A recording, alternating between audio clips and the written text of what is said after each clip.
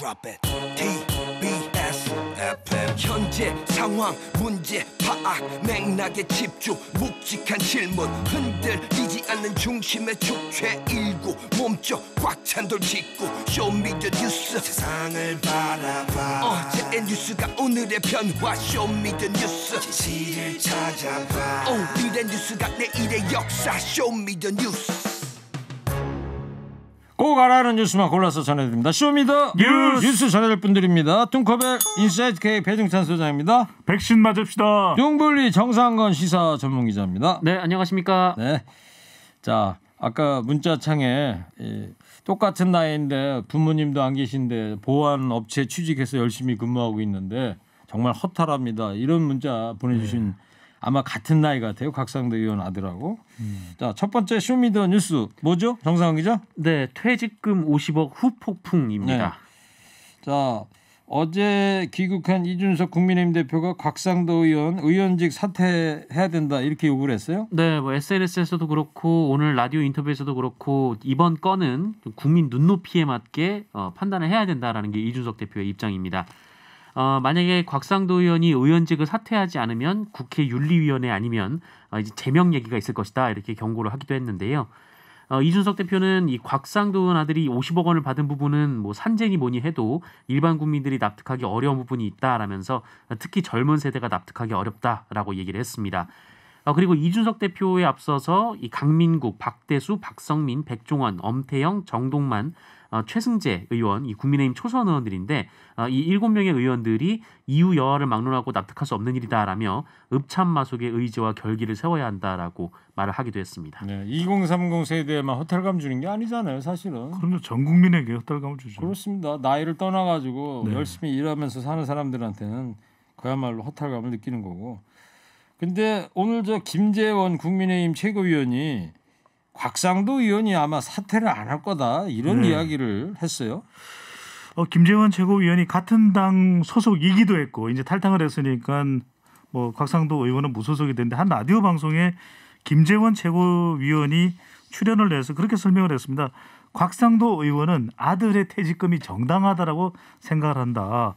열심히 일해서 번 돈이고 그리고 퇴직금을 받은 것이기 때문에 아무런 문제가 없다. 이렇게 판단하고 있기 때문에 곽상도 의원이 사퇴를 할 가능성이 별로 없다. 이렇게 이제 마치 곽상도 의원을 잃고 있는 것 마냥 그렇게 전달을 했는데 또 그렇게 보는 이유가 뭐 곽상도 의원하고 서로 이야기를 했을 수도 있겠죠. 근데 곽상도 의원은 화천대유의 몸통은 자기 아들이 아니라 이재명 경기지사다. 그렇기 때문에 본인이 국회의원직을 사퇴할 이유는 없다. 이렇게 계속 생각을 할 거라고 밝혔습니다. 네. 뭐 퇴직금이 어느 정도 상식적인 수준에서 받았다면 누가 뭐라고 그러겠어요. 네. 네. 이건 뭐 완전히 비상식적인 50억이라는 세금을 로또 퇴직금이라고 그러는 건데 세금을 제하고 28억이니까 로또죠. 그러다 보니까 이 곽상도 의원은 실제로 본인한테는 나는 문제 없어 이렇게 생각을 하고 있다는 거예요. 네, 뭐 이미 SNS를 통해서 그 아들 명의의 해명문을 올렸는데 뭐 아들이 채용 공고를 보고 입사했을 뿐이며 또 자신과 관련이 없다 이렇게 또 얘기를 했었고 또 돈을 많이 받은 건 회사가 엄청난 수익을 올렸기 때문이고 또 본인의 아들이 건강을 해칠 만큼 과중한 업무를 한 데 따른 정당한 대가다 이렇게 주장을 했습니다. 특히 그 이재명 지사가 이 곽상도 의원을 고발했는데 이에 대해서 이재명 지사를 무고죄로 고발한다라는 게 곽상도 의원의 입장인데요. 이 대장동 개발 사업 주인이 이재명 후보다 이렇게 계속 주장하면서 이재명 후보가 본인을 고발한 것은 무고죄다 이렇게 주장하기도 했습니다. 그러니까 무고죄라는 거는 바로 고발하거나 그럴 수 있는 게 아니고 고발한 사람이 나중에 본인이 피고발인지 무죄로 이 혐의가 무죄가 확정이 되면 그때 무고죄로 이제 거는 거거든요. 그렇죠. 지금 당장 뭐 무고죄 한다는 얘기가 무고죄로 대응하겠다 이런 뜻이고 김만배 씨도 50억을 또 어제 서울 용산경찰서 조사 받고 나오면서 이런 얘기를 해서 산재보상금으로 지급했다. 그러니까 언론과 인터뷰에서 어떻게 50억 원을 퇴직금으로 지급할 수 있었느냐라고 하는 질문을 받고서 원래는 이제 퇴직금이 한 5년 6개월 정도 일을 했는데 5억 원 정도가 책정이 됐다고 합니다. 그런데 곽상도 의원의 아들이 상당히 뭐 아팠다. 이건 프라이버시라서 밝힐 수가 없는데 그렇게 계산을 한다면 45억 원이 산재 위로금이라는 이야기거든요. 그런데 어떤 회사가 산재 위로금을 45억을 주죠? 저는 들어본 적이 없습니다. 그리고 근로복지공단에 산재 보상 신청도 안 했다는 거고요. 그러니까요. 저도 직장 생활했고 저도 몸이 안 좋거든요. 근데 저는 산재 위로금 45억을 못 받았어요. 몸이 안 좋으세요? 네. 그렇게 건장하신 분이? 지금 속병이 들었죠. 속병이요? 속병이 들었죠. 아, 속병이 네. 멀쩡해 보이시는데요. 겉만 보면 몰라요. 아, 그래요? 자, 그리고 말이죠. 정상근 기자. 국회 네. 보좌진 중 한 명이 아까 허리케인 데스크에서 잠깐 말씀을 드렸는데 그 여의도 대나무숲 임명으로 곽상도 의원을 비판했더라고요. 네, 그 SNS의 페이지인데 이 국회 직원으로 인증을 받아야만 글을 올릴 수 있는 페이지가 있습니다. 어제 오후에 올라온 글이었는데요. 자신을 국회 보좌끝인이다라고 소개한 그 익명의 사람이 이 곽상도 의원의 아들한테 이제 편지 형식으로 쓴 글이었는데 이 글을 보면 그 2015년에 이 곽상도 의원 아들이 화천대유에 입사해서 커리어를 시작한 것처럼 이 본인도 2015년에 국회로 들어와서 직장 생활을 시작했다라고 보좌관 얘기를 생활을 했고, 했다 이거죠. 네네 그렇습니다. 그리고 이 곽상도 의원 아들이 7년간 과중한 업무로 건강이 악화돼서 기침과 어지럼증 등이 생겼던 것처럼 본인도 7년 동안 온갖 염증과 대상포진 같이 한 번도 알아보지 못했던 병을 앓았다 이렇게 얘기를 했습니다. 그러면서 곽상도 의원님을 모신 보좌진 분들도 비슷할 거다라고 생각을 한다라고 얘기를 했고요. 그러면서 특히 이제 곽상도 의원이 짧은 시간 동안 보좌진들을 꽤 많이 바꾸셨더라 이렇게 얘기를 하면서 그들에게 500만 원이라도 챙겨주셨겠냐 이렇게 비판을 했습니다. 네. 그 마지막 부분 그 부분이 참 찌르는 얘기 같아요. 네. 네. 아니 근데 실제 그런 경우가 굉장히 많답니다. 온갖 국회의원의 짜증은 다 받아주면서도 정작 자리에서 물러날 때는 그냥 통보를 하는 거거든요. 뭐 오늘까지만 이래. 이런 식으로 가서는 안 되는 거죠. 아, 그래서 국회 보좌진들 그렇게 인사를 합니까? 그렇게 될 수 있는 거죠. 그렇기 때문에 국회의원 보좌진도 좀 더 안정적인 일자리 확보가 가능한 그런 조치가 필요합니다. 예, 그렇군요. 예. 2030 세대 박탈감 이제 아주 상당할 것 같아요. 심각합니다. 빅데이터 상으로도 그런 박탈감과 또 분노가 나타나고 있고요. 심지어는 화천 대박, 또 로또 대유 이런 이야기까지 나옵니다. 나는 어떻게 취업을 하면은 퇴직금 50억 원을 받을 수 있는 5억이라도 받을 수 있는 회사에 취업할 수 있을까?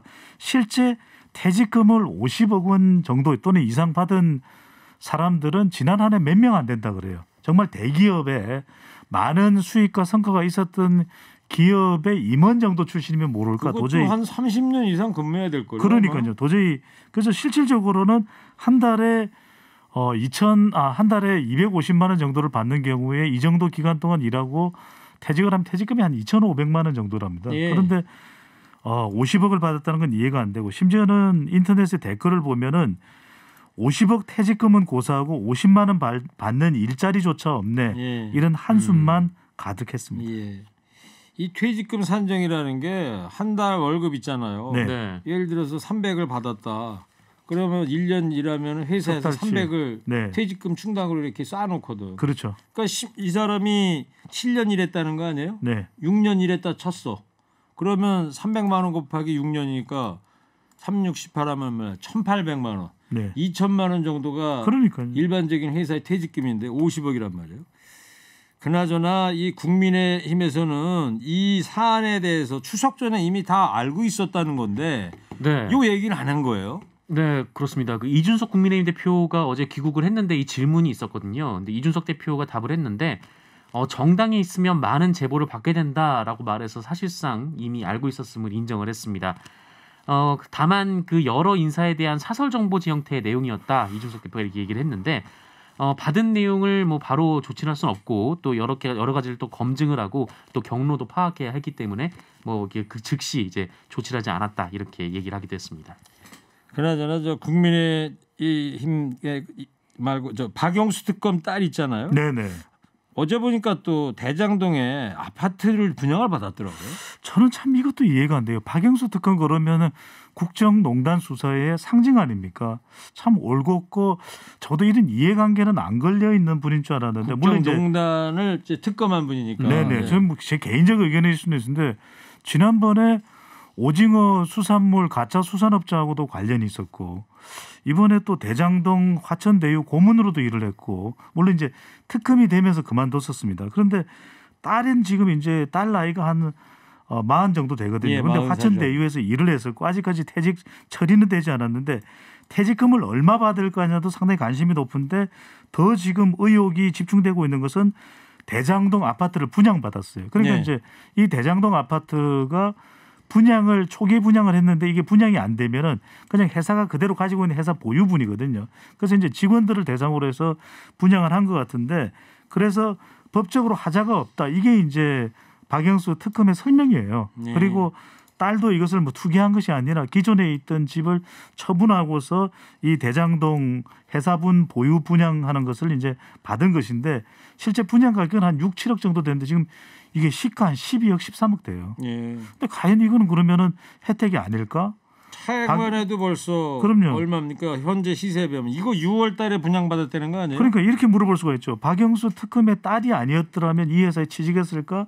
그리고 이 회사에 취직한 사람이 아니었다면 이런 분양을 받을 수 있었을까? 이건 의문인 거죠. 그렇죠. 박영수 특검 쪽 입장은 뭐예요? 박영수 특검 쪽은 뭐 특혜가 아니다라는 게 입장입니다. 이 다른 분양자가 계약을 취소하면서 남은 물량을 회사 직원들에게 돌렸고 마침 그 박영수 특검의 딸이 여건이 맞아서 서울에 있는 집을 처분하고 들어가려고 이 정상적으로 분양받았다라는 게 입장이고요. 또 누구나 청약을 할 수 있었고 가격에 특혜는 없었다 이렇게 주장을 했습니다. 예. 9877 청취자께서 배 소장님 TV 나올 때 제발 손 제스처 좀 줄여주세요. 덩치 큰 사람이 그러니까 아, 네. 손짓이 더 크게 보입니다. 네네. 예.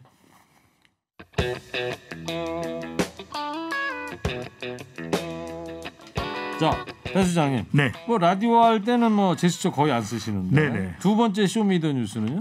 국민의힘의 역공입니다. 예, 국민의힘도 이제 역공에 나서고 있는데 네. 역공은 특검하자는 거예요 지금. 그렇죠.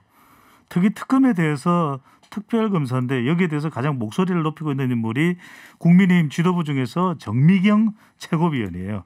각종 토론 프로그램에 나와서 특검해야 돼요, 특검해 이렇게 계속해서 이제 목소리를 높이고 있는 인물이 이제 정미경 최고위원. 물론 다른 뭐 김기현 원내대표도 계속해서 특검 이야기를 하면서 각상도 의원 아들 건이 날벼락이 된 것이거든요. 그런데 그렇죠. 이제 국민의힘에서는 그런 이야기를 합니다.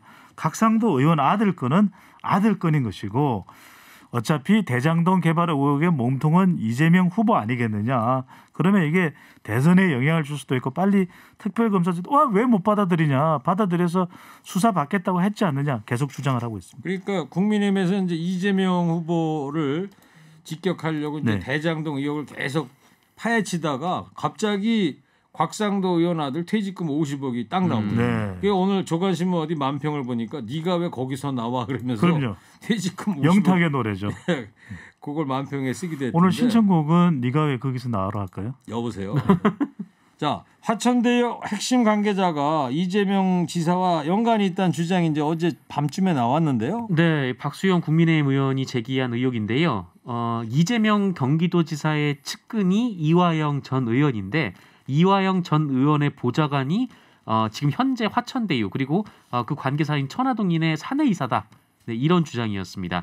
이한성이라는 사람인데 이화영 전 의원은 현재 이제 킨텍스 대표이사고 이전에 그 이재명 경기도지사와 함께 경기도 평화부지사를 지낸 바가 있습니다.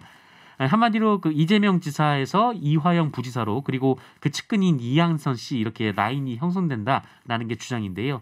그러면서 박수영 의원은 이 대장동 게이트가 이재명 게이트임이 분명해지고 있다 이렇게 주장했습니다. 네. 근데 이화영 전 의원은 지금이 21대 국회의원들인데 17대 국회의원이었다면서요. 그러니까요. 그러니까 이재명 기사 쪽에서는 뭐래요? 그 이야기입니다. 그러니까 15년 전에 이하영 전 의원의 보좌관이었고 그리고 화천대유 1호의 이사였는데 그거하고 지금 이재명 후보가 뭐 어떻게 직접적으로 연관이 있냐. 그렇게 따질 것 같으면 과거에 같이 일했던 사람 다 측근이라고 해야 되고 다 연관된다고 해야 되고 다 몸통 깃털이라고 해야 되는 거 아니냐. 이렇게 반발을 하고 있습니다. 네. 배 수장님은 뭐 그래도 무겁당 옛날에 1구 라인이었던 건 맞죠? 그렇죠. 우리는 네. 너무나 투명하고 또 정상적인 운영을 한 조직이었죠. 네. 정상이죠. 그래서 윤석열 전 총장도 민주당을 이제 비판하고 나섰어요. 네, 그동안 윤석열 전 총장은 뭐 캠프 차원의 논평 빼고는 뭐 특별히 별다른 언급을 하지 않았었는데 그 어젯밤에 돌연 이 대장동 게이트의 몸통은 이재명이다 이렇게 주장을 하면서 본인이 대통령이 되면 이 화천대유의 주인은 감옥에 갈 것이다 이렇게 주장을 했습니다. SNS에 글을 썼는데 이 증거까지 명백한데 손바닥으로 하늘을 가리냐 이렇게 비판을 했고 이 조국 비리를 검찰 개혁으로 내세워서 여론을 호도하고 본질을 변질시키려고 했던 이 똑같은 경우다 이렇게 주장을 했습니다. 네, 알겠습니다.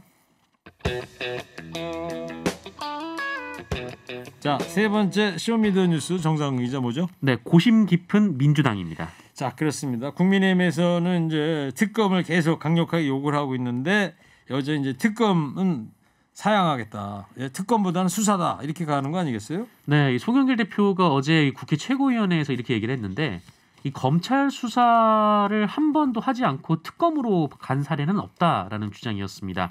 그러면서 국민의힘이 무리한 정치 공사를 할 게 아니다 이렇게 얘기를 했는데요.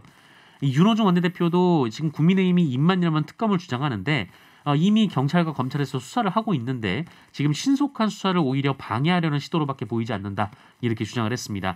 지금 국민의힘에서는 뭐 거액의 뭐 퇴직금이라든지 뭐 대장동 개발 의혹 전반을 모두 특검으로 규명하자 이렇게 주장을 하고 있는데 여당은 이 대선을 앞둔 민감한 상황에서 이 특별검사 임명 단계부터 정치 공방으로 흘러서 이 실체적 진실 규명에 오히려 장애가 될 수 있다 이렇게 우려를 하고 있는 상황입니다. 네, 이제 특검이라는 거를 하려면 특검법을 만들어야 된다면서요? 네, 특검법을 만들어야죠. 네, 이제 특검법을 만드는 과정에서 이제 또 정치적인 공방이 있을 거고 시간이 줄줄 가고 어떤 분의 전망을 보면 아마 대선이 끝나야지 특검을 만약에 도입하게 되면 대선 끝나야지 화천대유 특검의 결과가 나오지 않겠느냐. 그러니까요. 이런 얘기도 하더라고요. 그 시간이 오래 걸릴 수밖에 없고 특별 검사를 누구로 임명하느냐도 상당히 공방이 있을 수밖에 없는 거예요. 답이 안 나오는 거죠. 네. 하여튼 근데 여론이 이제 심상치 않아서 민주당에서 이제 대응 방안을 고심 중이라고 하더라고요. 더불어민주당도 고심하고 있습니다. 법사위원회가 열리기도 했었고 또 송영길 대표에게도 계속 요구가 되고 있고 그러다 보니까 이제 박범계 장관이 검찰 수사를 좀 가속화하겠다, 속도를 높이겠다 이렇게 이야기를 하고 있는데 경찰의 경우에도 인력이 더 투입되고 이제 금융 흐름을 보는 것이 제일 중요하거든요. 지금 일단은 이성문 대표와 김만배 대주주까지 수사가 된 만큼 검찰 수사 속도를 좀 높이겠다 이렇게 대응이 되고 있습니다. 네. 민주당은 그리고 민간 개발에 의한 불로소득 이걸 좀 문제를 삼으면서 이걸 좀 근절해야 되겠다 이런 정책을 펴겠다는 거죠. 네, 뭐 이재명 지사가 그제 이제 전북 경선이 끝난 다음에 기자들과 만나서 얘기를 했는데.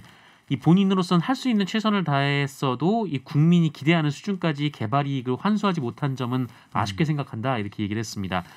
그러면서 이 불로소득이 국민에게 환수될 수 있는 그런 장치를 만들겠다라고 했고요.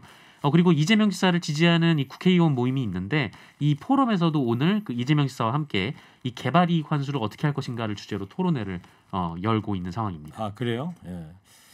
알겠습니다. 8301님께서 일군님 사탕 막 주는 것도 특혜입니다. 예. 그래서 특혜 근절을 위해서 요즘은 사탕을 안 주고 있습니다. 돈이 없잖아요. 여보세요. 네. 좀 사오세요. 네. 예. 끝날 때 50개씩 주시죠. 예. 자, 배 수장께서 협찬 멘트 중에 내가 다 먹은 있었잖아요. 네네. 예. 요번에 왜 추석 선물 중에 받은 것 중에 잘못 배달이 된 거 네. 그걸 그냥 먹잖아요. 그럼 이게 형사처벌 대상이 된다고 그러더라고요. 점유 이탈물 횡령 혐의가 네. 적용될 수 있다는 거예요. 로스쿨 가시려고요? 예. 자, 쇼미더뉴스 지금까지 배종찬 소장 정상근 기자였습니다. 두 분 감사합니다. 쇼미더 뉴스.